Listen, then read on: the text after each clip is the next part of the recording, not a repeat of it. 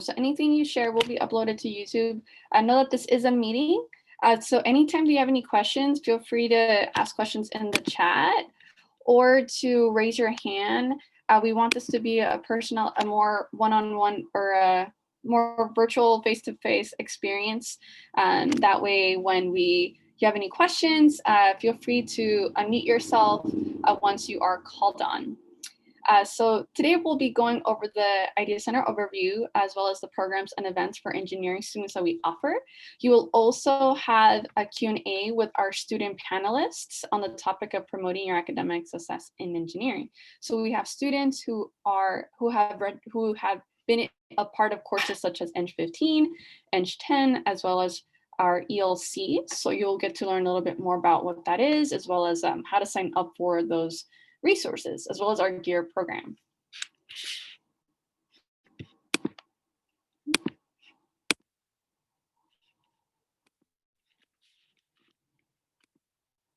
So the Idea Center stands for Inclusion, Diversity, Excellence, and Achievement. And we do work to foster an inclusive, supportive, and welcoming community. And we work in partnership with engineering student organizations and project teams to build community, provide opportunities for you to get involved, and develop your engineering skills. Although today's presentation is not focused specifically on student orgs, feel free to ask our panelists questions on what they're involved in. And know that this upcoming Monday, there'll be one specifically focused on student org involvement.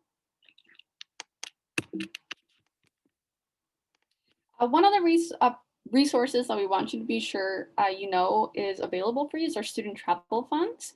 So it is available right now for virtual conferences that you may want to attend.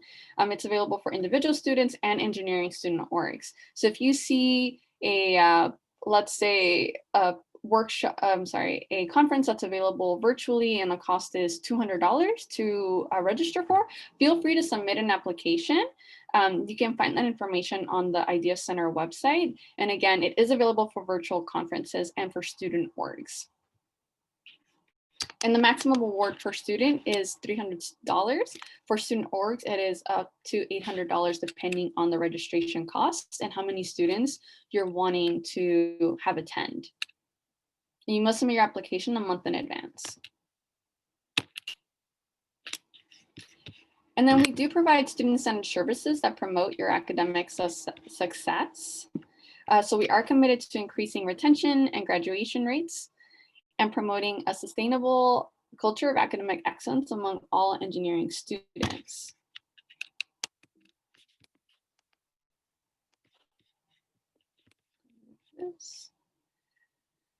So our engineering learning communities is an opportunity for you to learn through practicing and applying problems and concepts.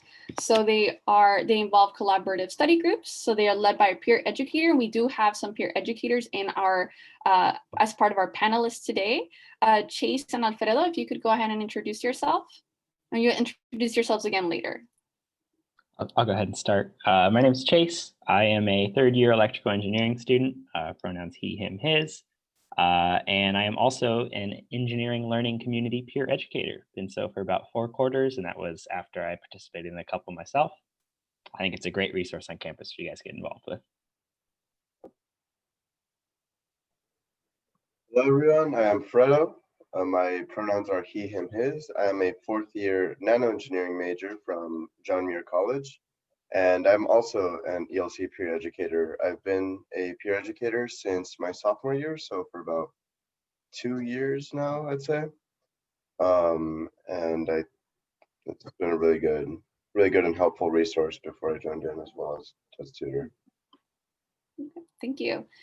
So again, the study groups help you engage in collaborative study, prepare for tests and quizzes, allow for lots of hands-on problem solving. ELCs are fully online for the fall and winter quarter. Some more information can be found on our website, and 97% of ELC participants would recommend the program to their peers. So these are available for foundational engineering courses such as Math 20A, B, C, D, and E, and Math 18, Chem 6A, Physics 2A, and 2C. And we will have more of an opportunity within the Q&A panel for our peer educators to discuss more about the programs and for you to ask questions to them. We also have our Eng 10 class, which is our Fundamentals of Engineering Applications. So this is a class that allows you to get hands-on experience with design projects, engineering, mathematics, and Python. So no experience needed. And we do have Emily Tang here, who has participated in the class. I'm going to go ahead and let her introduce herself. Yeah, hi, my name's Emily Tang. I use she, her pronouns, and I'm a third-year nano-engineering major with a minor in environmental studies. And I took Eng 10, I think, like the spring quarter of my first year, and it was a lot of fun, especially like when you're first or second year, you don't take a lot of your upper div engineering courses yet. So taking Eng 10 was like a really cool way to like work in a team setting and like meet other engineers and see what other people are doing and getting involved with. And yeah, I'd highly recommend it. It was super fun. Dr. Katya taught it when I was teaching. I think she's still teaching it. She's amazing and absolutely no experience needed. And it was a great way to pick up like Python as a technical skill and get hands-on building experience. Thank you. For the class, it is being offered this quarter, Thursdays from 3 to 4:50 and remotely. So please feel free to ask more questions about the course and register for it if that's something you're interested in learning. Emily will be part of the panel, so you can ask her more questions about what her takeaways were for the class, as well as what the class involvement looked like. We also have our Engineer Your Success, which is helping you develop a personal plan for academic success as an engineering student. The class is being offered on Tuesdays from 5 to 6:50 p.m. So the class is really intended to help you process your, to help you with goal setting, help you as a professional in engineering, assist you with the teaching learning process, with study management, time management, as well as how to work together. Some of the assignments include readings from Studying Engineering, a roadmap to rewarding career, as well as essays, self-assessments, and involves a final project. Some examples of assignments include engineering motivation and career, where you explore, reconnect with your motivation to graduate with your degree in engineering, where students write a 1 to 2 page paper on why they want to be an engineer, such as rewards and opportunities, as well as other students included gaining insights about themselves on personal growth as to why they wanted to be an engineer, as well as gaining time management due to the assignments that they did. So one activity in regards to time management was reflecting on their current schedule and activities and applying different strategies for time management. Some of the student feedback included that they really needed this class. I do have one student panelist who attended the Eng 10 class. Andrea, if you could go ahead and introduce yourself. Hello, my name is Andrea. I'm a second year at Warren College. My major is environmental engineering. And I actually took engineering 15 when everything went remote last year. So spring quarter. It was an easy transition. It was taught by Dr. Katya. And although it seems late, because I took the class at the same time, I honestly didn't feel like it was super late. Dr. Katya is a really motivated professor, and she's always like, come on, like participate. And she kind of gets you out of your shell. It's also a really small class, so it definitely makes you connect with other people. And like Alejandro was saying in the presentation, it really does help yourself. Like sometimes you're like, do I really want to take this major? Because engineering is hard for everybody at times, and you kind of, double take if you really want to be in this major. So that definitely helps you understand more. Thank you so much. So we have folks, again, that you can ask about Eng 10. I can also answer any questions you have about Eng 15. We also have our workshops and information sessions for engineers. We should be posting the schedule shortly in the next few days. So they are a series of academic, professional, and technical workshops that are held throughout the week to help with your any array of topics that you would want to seek professional development on throughout the quarter. We also have our year program, which the application will be opening up in early spring quarter. So it is a year-long placement in a lab where you receive mentorship from PI as well as graduate students and Idea Center staff, as well as attend workshops and socials where you get to meet other your peers are involved in research opportunities, so you get to learn a little bit more about what they're doing, as well as a culmination of your project within the lab at the end of the school year. This year, the students have been working on projects virtually as part of the program. And then you are eligible to apply as a first year and participate in your second year. Does anyone have any questions about just some of the programs and resources? Feel free to, yeah. I'm sorry, for the GEAR program, you can only apply as a first year student, or can you apply when you're a little bit later on? You can apply in your first year for going into your second year, but you cannot be an incoming high school student, a student from high school applying for your first year. So yes, you're more than able to apply for this upcoming cycle. Does that help answer your question? Yeah, thank you. And then feel free to use the chat to ask questions as well. Thank you, Ruben. Any questions on student travel funds? Okay. Okay, we're gonna go into our Q&A. I'm gonna go ahead and stop my screen share.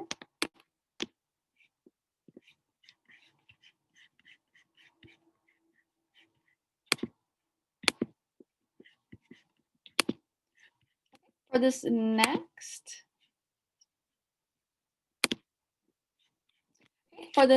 portion, we're gonna start our panel portion. We're gonna have our different panelists talk about their experiences on campus. What we really want our attendees today to take away are knowing what resources we offer, but also know how to navigate this upcoming winter quarter, especially if you're a first year, second year who might not have had a full experience on campus yet. We want you to know what programs are available for you to succeed as an engineering student. So I'm gonna go ahead and start off with asking Emily, what have you been involved in that has promoted your academic success in engineering? Yeah, so one of the resources that I've taken advantage of was, like earlier I was talking about Eng 10, I took that course with Dr. Katya, and that was a great way to meet like other engineering peers and see like the other things that they're getting involved with, the other projects they're working on, other things I can do to build up like my resume and build other technical skills. Another thing I did, as Alejandro was talking about before, was the GEAR program. I did that my second year as well. So if any of y'all have any questions about what it's like doing your own project through the GEAR program, that was an amazing opportunity to be able to like complete an entire like research project in a year. In my second year as well, when you like don't have a lot of your upper div engineering classes yet, it was a really cool opportunity. And then another thing that really helps with like my academic success in engineering is like getting involved with a lot of the student orgs on campus. That's something I definitely highly recommend doing, and probably checking out the panel on Monday of how to get more involved with those.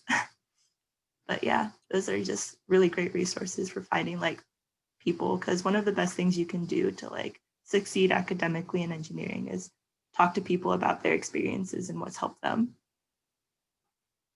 Thank you. And then Andrea, I'm going to go ahead and pass it on over to you to answer this question.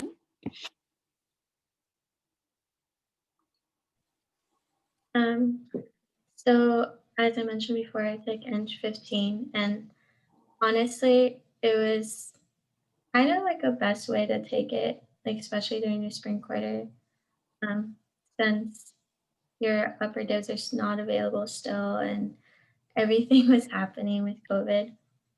But Dr. Katya, she made me see that there's sometimes, I mean, this course makes you challenge yourself and see that not a lot of people, if you read the book, which kind of have to, tells you that not a lot of people end up doing engineering like as their profession later on in their years.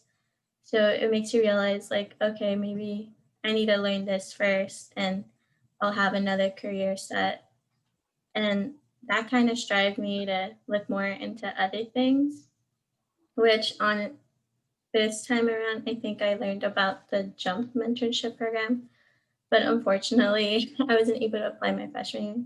So I applied this year, I got in, and so we're working with that. I'm focusing on graduate school, and that's where I'm now. I'm not involved in any orgs, but I will look into it soon enough.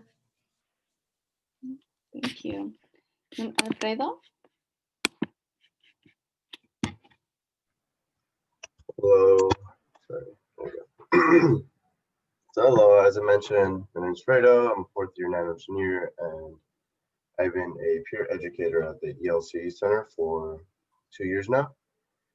Before I started as a peer educator, I was one of the students attending these sessions my freshman year, and they're super helpful. It offers an opportunity to have sort of a more personal or more of a one-on-one with somebody who can teach you the concepts and the material.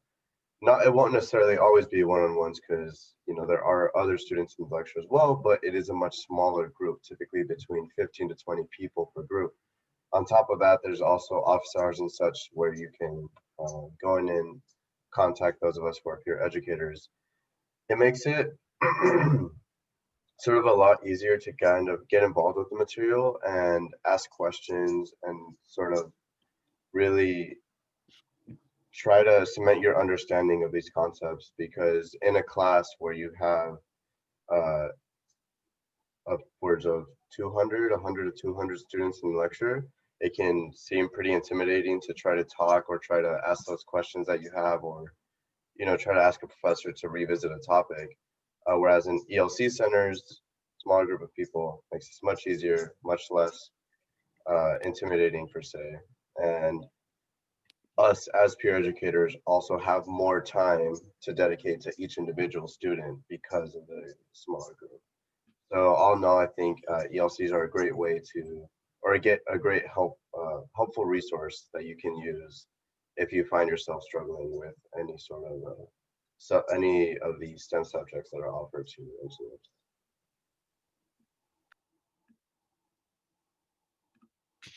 And then Chase, let me go ahead and find you here. Okay. So yeah, things I've participated in on campus so far. The main thing I participated through IDEA is the ELCs. As a freshman, they were super helpful to me because I came from a really small school. I don't know about where everybody else is coming from, but I wasn't used to like the 150 person lectures and not a lot of attention from like TAs and professors and stuff. So it was really nice coming to the first year and having that a lot smaller section that Fredo mentioned. And one thing that I really liked about ELCs as well that kind of helped me is the community part. That's like what the C stands for.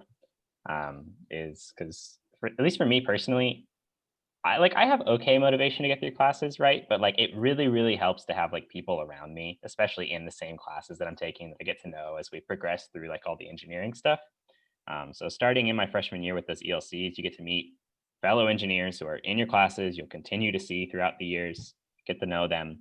And it kind of just forms a really nice community that like you can depend on as you move throughout and get help on homework or ask like, hey, do you know what's going on in this class? Because oftentimes I don't know what's going on in the class. So yeah, the community part of ELCs is really helpful. And then a little bit about what Emily was mentioning as well. Is I really do recommend getting involved on something on campus, like some kind of engineering org, or it doesn't even have to be an engineering org, just again, another community. It's really just nice to have people to know and depend on around you. So for me, it was ELCs. I also participate in IEEE, which is an electrical engineering org, but it could be anything you want, project teams, like honors orgs, whatever you want. Just it really helps to have people around, get to know them, continue with all your studies with them, and build that community.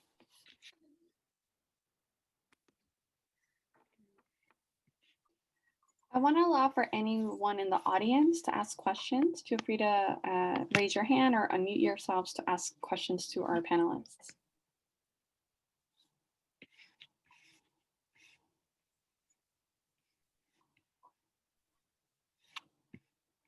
You can also ask questions in the chat.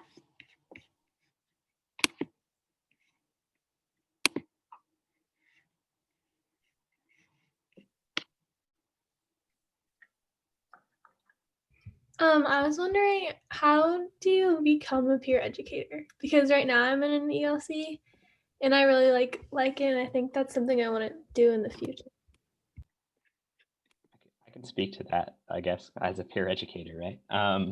So what I did is in my ELC, I was actually just asked like who was teaching it, how did they get involved? So for me, it was Luis, who is still one of our peer educators.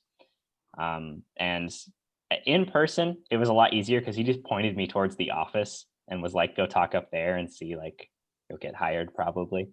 I think every quarter, the hiring for peer educators starts, or like because we lose people as we go, people graduate or stop doing ELCs as well.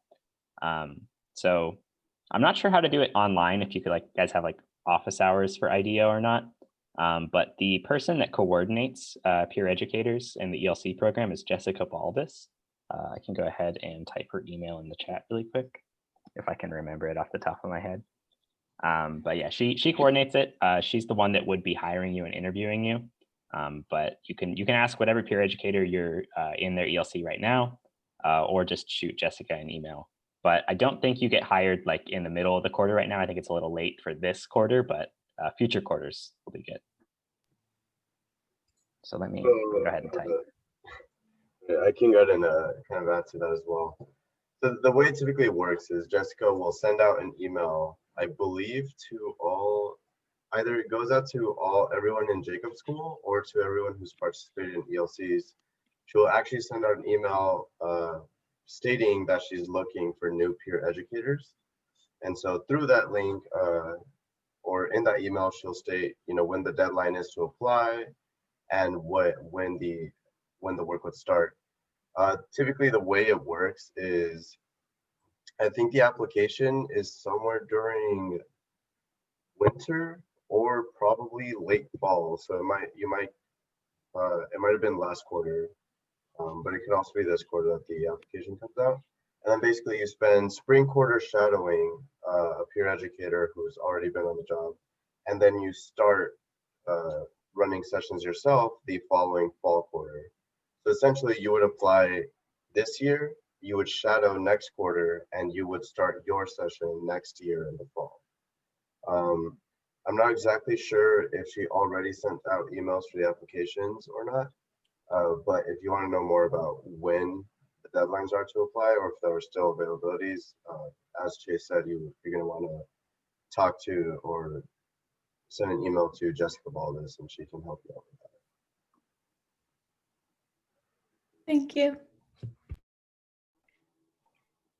I want to ask another question to our panelists.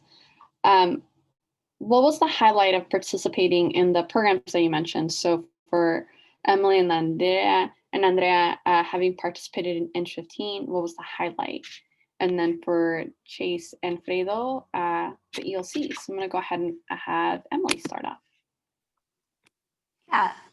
So first of all, I participated in Eng 10, and then I think the highlight of that is okay. I think the highlight of Eng 10 was definitely working in teams with other engineers. I think like when you think about engineering coming out of high school, you think it's really like hands-on work, and then you get into college and it's just like taking a bunch of classes and like doing a bunch of busy work. So Eng 10 was like really, really fun because it's like exactly that hands-on working with other people that you kind of like, or I kind of sought out when I came out of high school into college, like to do engineering. So that was really cool. And it was an amazing way to like build up technical skills. Like in my first year of college, having no like engineering operatives yet, just being able to like design a product and like make it and present that was really cool. And also if you don't know Python, that's like super helpful. And this is a great class to take it just to get like some basic coding experience as well. And then the other program I got involved with was Year, and that highlight of participating in that was just having an entire project be finished at the end of the year and learning about all the different things you can do with an engineering degree that's not just engineering, and just hearing about all the cool research going on. And Andrea? As I mentioned before, I took Eng 15. So My highlight was discussion times. Like they're mandatory, but our TA, his name is Fabian, and he was actually in one of the research with Dr. Katia. He also made it fun. He was always telling us his story and how he struggled. And Dr. Katia was also in the discussion section telling us her struggles like through engineering, especially because both of them come like from out of the country. And so they have experience with like a lot of different studies and backgrounds and different education. So that was kind of interesting, as well as the way they do different things within engineering. I think the one part was how they both demonstrate an order of memorizing and organizing. Um, One thing was like Fabian was more into colors, and then Dr. Katia is like, oh, I need to learn that because that seems easier. And it just kind of motivates you and see yourself as a growth person, that you're not just going to be stuck doing the same thing over and over. You're going to have to sometimes look down and learn from those people. That was something like a really good highlight for me. Thank you. And then we have Chase. Kind of like a broken record here because my highlight of ELCs was what I participated through IDEA is the community part. I'd say probably my highlight is just like the first one I ever participated in. It was like my first ever quarter at UCSD. Didn't know anybody. And in the ELC, I actually met one of my best friends that I still have now, still keep in contact. He's also an electrical engineer, so kind of going through it together. So again, broken record, but my favorite part's the community and just meeting people and having a nice smaller space to do that in. And Alfredo. So, I mean, I would say the same thing, kind of community building aspect, but I guess just because like everyone already kind of mentioned that, I'll say that one of the other highlights that I typically saw in ELC was also the fact just that like it's so much more helpful, I guess, and personal than a large class, and also the fact that so your ELC tutors, you can ask them more about advice for your academic life and maybe even career paths and stuff, just because you know your peer educators, your tutors, they're not professors who already have their PhDs. We're just like students like everyone else. So it's much easier to connect with your peer educator than it is with a professor per se. And the experiences are much more relatable and it's much more easy to connect in terms of like asking them for advice, like, oh, what student project groups should I join if I want to go down this path, or how could I pursue this sort of career paths and stuff like that.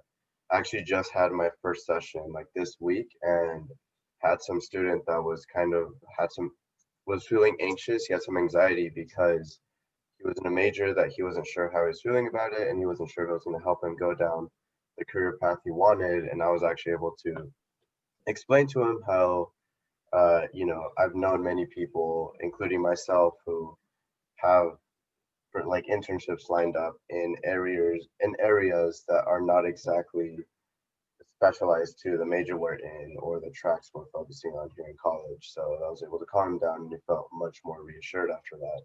So I think one of the highlights is just having more of a personal connection with those ELC educators than you typically foster with your professors and such. Thank you. There is one question in the chat. Do Eng classes count towards CSS electives? And Andrea, thank you for responding. If you look into the degree audit, the Eng classes are counted as general electives, meaning it doesn't count toward your degree. These courses are pass, no pass, and it doesn't hurt your GPA. So they're really intended to be seminar classes where you experience more of that personal, professional growth. Emily, is there anything you'd like to add to that? Not really. I think just like they are very low stress and it is just a really fun time and a good way to like do something instead of just like not doing anything and meet people at the same time. Does anybody else in the audience have any questions? you can take the mute off for any of our panelists.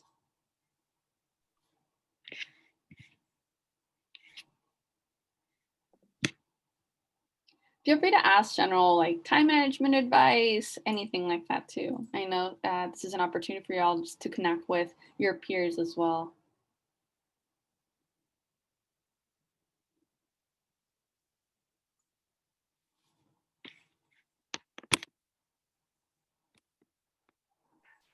I have a question. Yeah, go ahead. Can you hear me? Yeah, we can hear you. It's a little spotty, but we can hear you. So how do you like balance having to go, because engineering majors have lots of classes that they have to take before graduating, so it can be a lot of work. How do you manage taking all of those difficult classes while also joining internships and doing like lab experience and all of the other extracurricular stuff? That's a great question. Which one of our panelists would like to start off? I can go first. I definitely struggle a lot with time management because I'm like working right now. I am doing like 3 different student orgs and like yeah, it's a lot to balance like everything that you've got going on. And I think one of the best things that helps me balance like everything along with classes and stuff is like finding people and like having a support group with you and having like a community that you can rely on is like one of the best things that you can do. Like I made a lot of friends through NETS because I'm like one of the board members for NETS this year. And that's a student org on campus for the nano engineering majors, or for everyone who's interested in nano engineering, if y'all don't know. But I've met a lot of people who are taking like similar classes with me, and we formed a lot of study groups, especially like virtually right now. It's really cool to have like a group of peers that you can work on with classes and stuff together. And then we kind of just like help each other through it, so we're not spending as much time like by ourselves just grinding through classes. And then those other students that I'm working with are also like sharing things that have worked for them like professionally and like academically, like what internships they've applied for, what's worked for them applying to internships and stuff like that. So just like building off of the advice of other people and like getting help where you need it is one way to like limit how much time you're spending figuring out everything on your own, which is definitely great.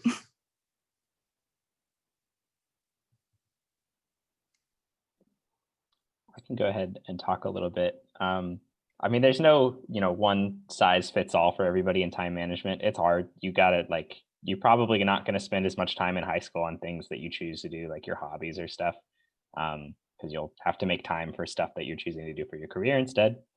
For me, I am really unorganized. So something that helps me is kind of just at the beginning of the day, I like to write out like a to-do list of like, what do I need to get done today? What's the closest deadline? How long is it going to take?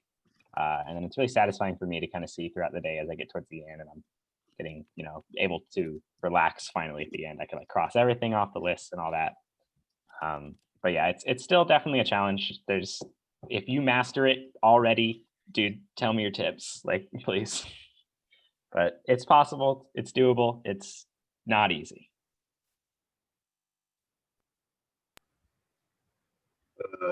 One thing that typically helps as well, I want to mention, for labs on campus and most internships as well, remember they know that they're hiring or that they're working with students when they like bring you onto their team. So they understand most of the time that you have a schedule outside of their work, the work they have with you. And usually that schedule is packed with all your classes, your homework, studying, and all that. So most of the time, at least from my experience, before you start that position, they'll ask you for your schedule and they'll ask you for your availability. So when that time comes and you're getting brought on board for a team, make sure you give them an availability that you can manage, right? Like try not to say that you're available more hours a week than you think you can put in, because they will expect that much work from you, and then it will all sort of you know, pile up on you and it'll become too much. So a lot of it also comes from, I guess the right words is like kind of don't bite off more than you can chew. And you're given opportunities to allocate time for these different things that you want to participate in. So just make sure at the start of these positions to really kind of double check and make sure that the time you're telling them that you can allot to this is a time that you can actually manage. And usually that's where most of this stems from. Perfect, thank you. Alfredo, I just want to mention your bird is great. For a moment there, it blended it in the background. Thank you. Anyone else have any questions that they'd like to ask? Again, this is an opportunity for you to connect with your peers. I think there was a question in chat about the GEAR program. Oh yeah, so Saul, the GEAR program is the structure is that we do the lab placement based on your interest in research. So as part of the application, you get asked what specifically you want to, what is it that you want to get more research experience in? And it is a program intended for students who have not had any research so far. So then we place you based on the labs that we have that are participating in the program. So we match it based on what your interest is and then what the lab is working on. We also throughout the academic school year do professional development workshops. So Emily, for example, had got the chance to learn about resiliency in research, the Gantt charts, as well as how to create poster presentations. Emily, if there's more you want to mention in terms of the program.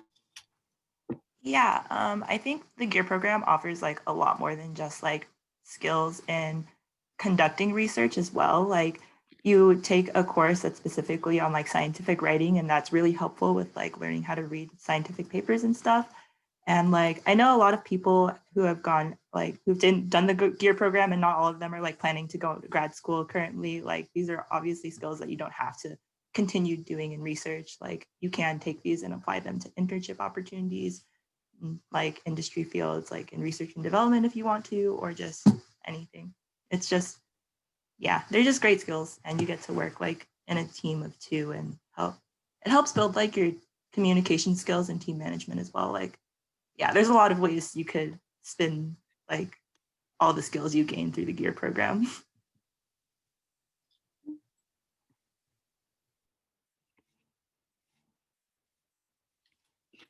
And then I also want to mention there are other programs that are specific research related. So there's also ERSP. So ERSP is through the CSE department. So if you are a computer science major, that would be the program that you'd want to apply for.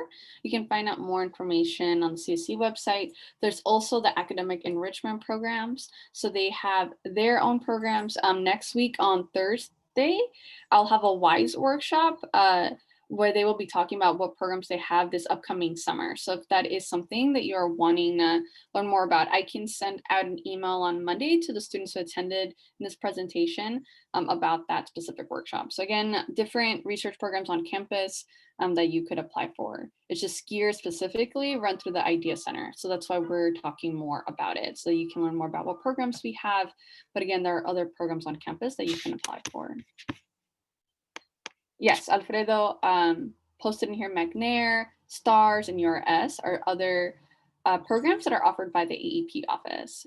Alfredo, if you'd want to mention them a little bit, if you've participated in them. Yeah, so I actually did the McNair Scholars Program summer of my sophomore year and the URS program just this past summer. Both of them are programs offered through the AEP office, and they actually, I think McNair application might have already passed. That one is fall. URS though, I believe that one's application is in the spring. So you might want to look into that. But basically, you choose a mentor in the field of your choice, and basically you work with them over the summer to work on research, any sort of project that they might be working on.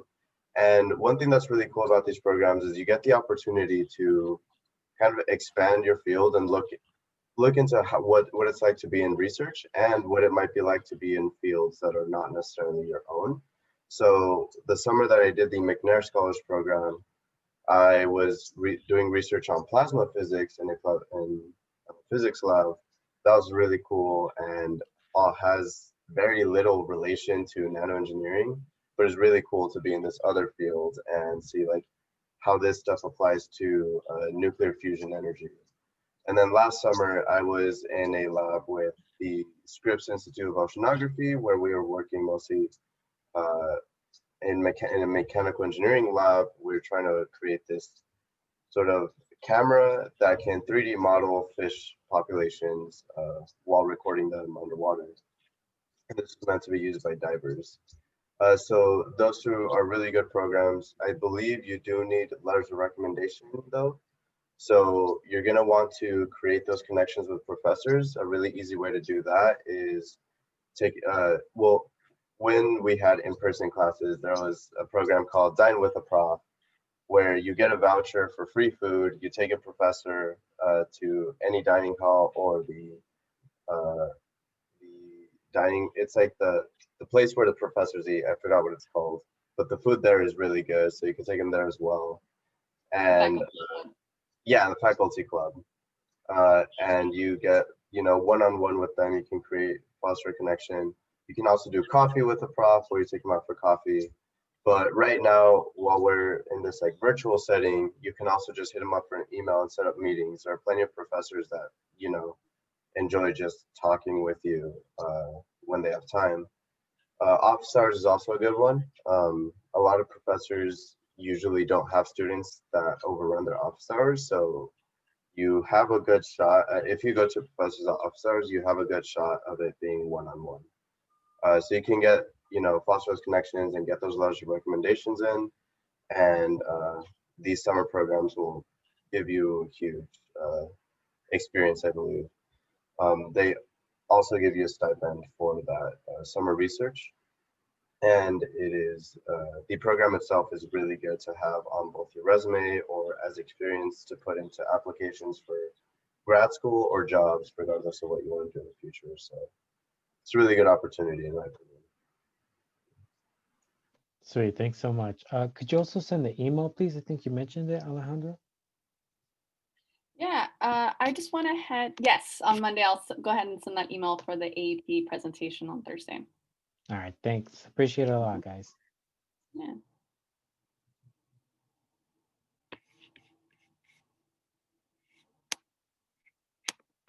Other questions from our audience or panelists?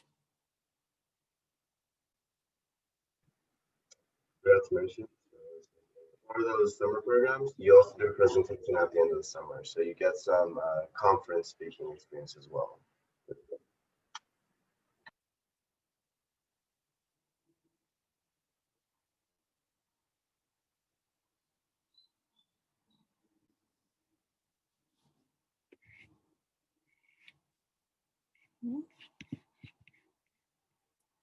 We'll do another question that I have prepared for our panelists. What is one thing that you learned or skill you developed that has helped you in your academics? I'll go backwards this time. Alfredo? Does this have to relate to just in general? Just in general. I'm gonna say probably time allocation, sort of like time management, just in general, because I really did not need to focus too much on time management in high school or even in my freshman year. But then sophomore year, I joined a lab. I started working as a peer educator, and just like in general, classes started picking up. So I had to become much more self-disciplined and responsible with what I was using my time for. So honestly, one of the biggest kind of skills that's helped me through college is being able to kind of schedule out what I'm going to do with my day, especially when you have so much stuff to do, because then it becomes less stressful if instead of just looking at all of your duties, all of your responsibilities, and thinking, oh, wow, I have a lot to do, and just kind of like overwhelming yourself.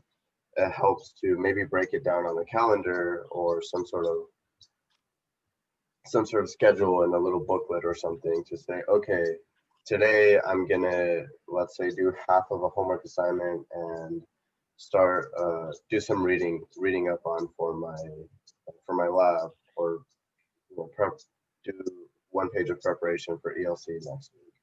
And then tomorrow I'll do the second half of my first homework assignment, and so on. By the end of the week, you're done with all your homework, you're done with all your preparation for work, and you're caught up on what you need to for lab or anything. So when you have multiple things going on, try not to just look at everything you have to do and think, how am I going to do this? Instead, break it into pieces and take it little by little every day, doing a little bit of each, so that way it's not overwhelming. And most of the time, if you do it that way, you also end up with plenty of free time as well, because that's how it's working. Andrea?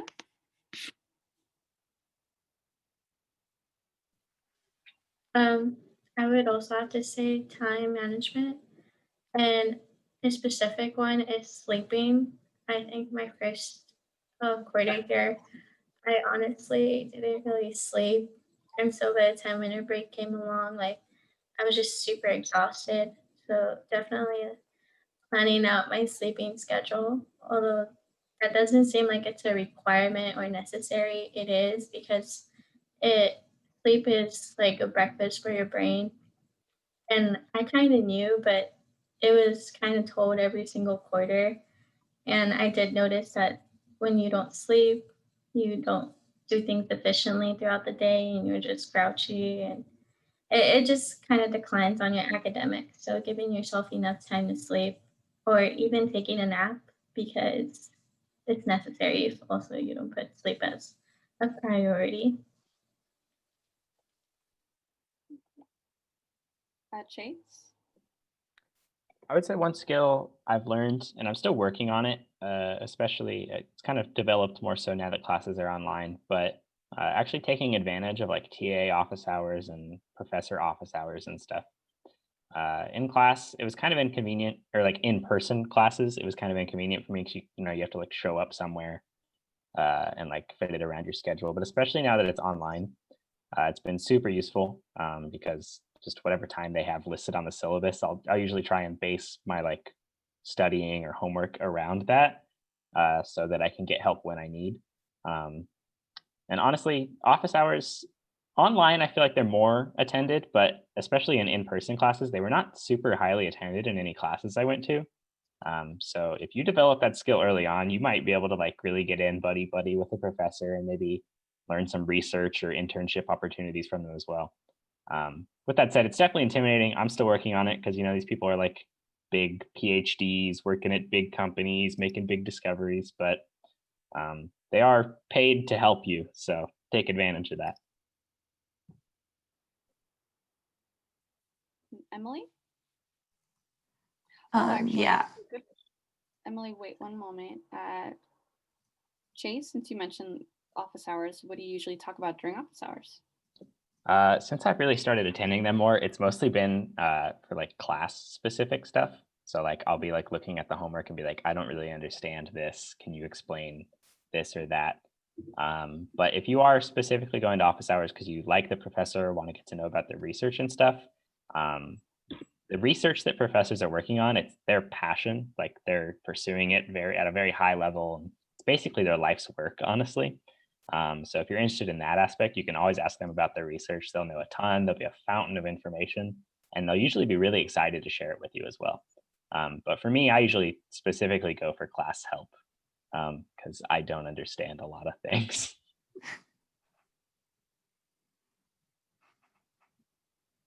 Emily?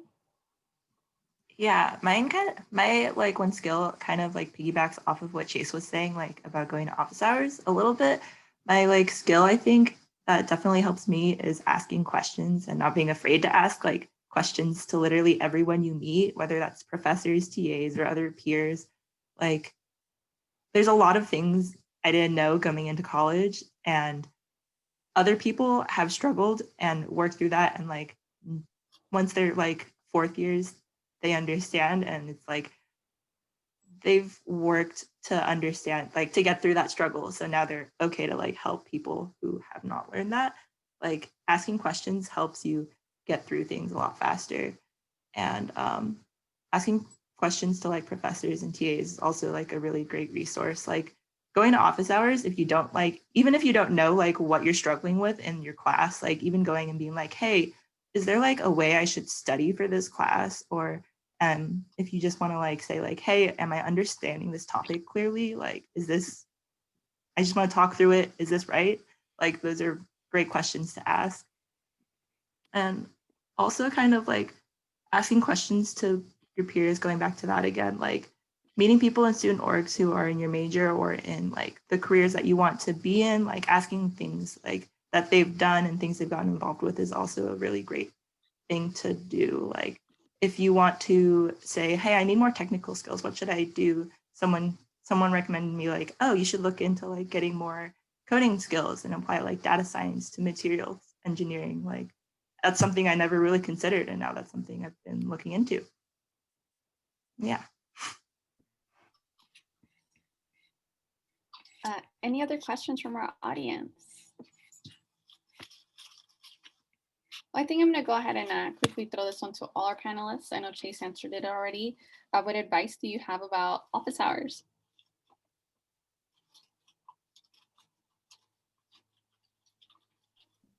I'll butt in. I just have one quick thing to say. It's totally off of what you just said, Emily, and it did resonate. But like, even if you think you understand, just talking to a professor and talking out your problem definitely helps you understand, definitely helps you get help. So that was a super good tip, Emily. I'm gonna steal that one. Yeah, like a lot of times, like professors are just sitting in their office hours because they have to be there anyway. So just like going and like talking to them, even if you don't have any specific questions, like showing up and being like, yeah, I just wanted to talk and make sure I have like everything I need to succeed in this class.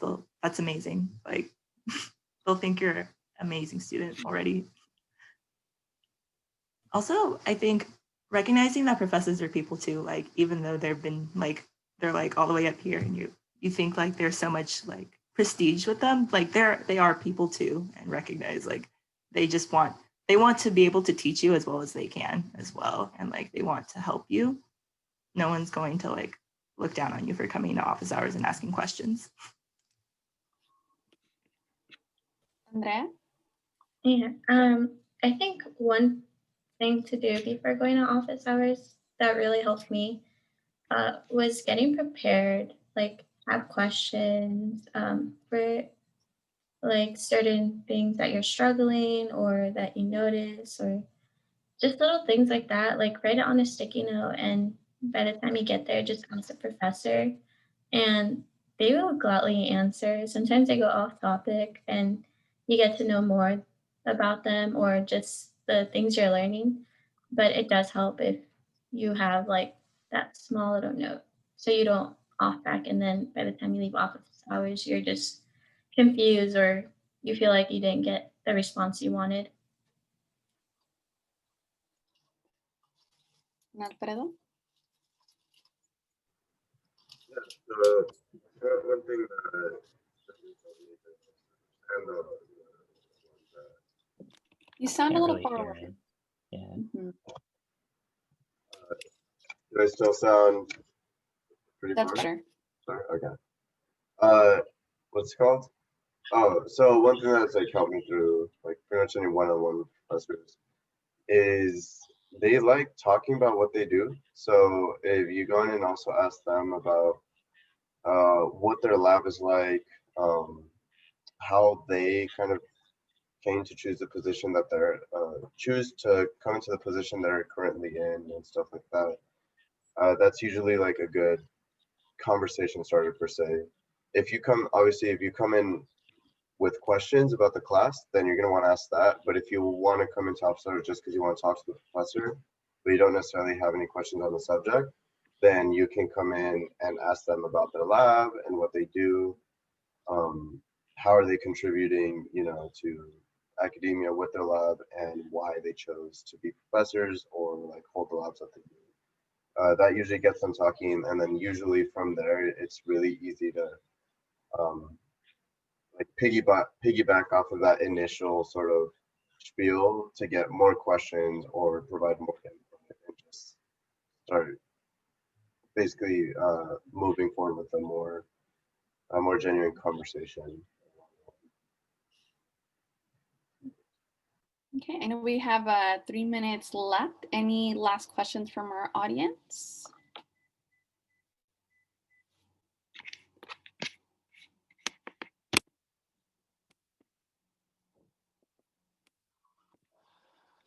Okay.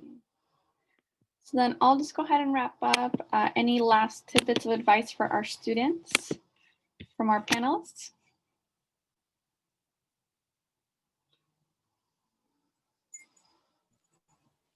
I think one is that remember you have the support from everybody. Don't feel like you're left out. If you need to go talk to anybody. Oh, I've been in ELC, so ELC peer educators are really helpful from my experience. So sometimes if you just need a little tip from them, they'll be happy to tell you. And then another one is, I know with Zoom it's a little fatigued, so take a break and remember to eat. Good one. Have your snacks in front of you.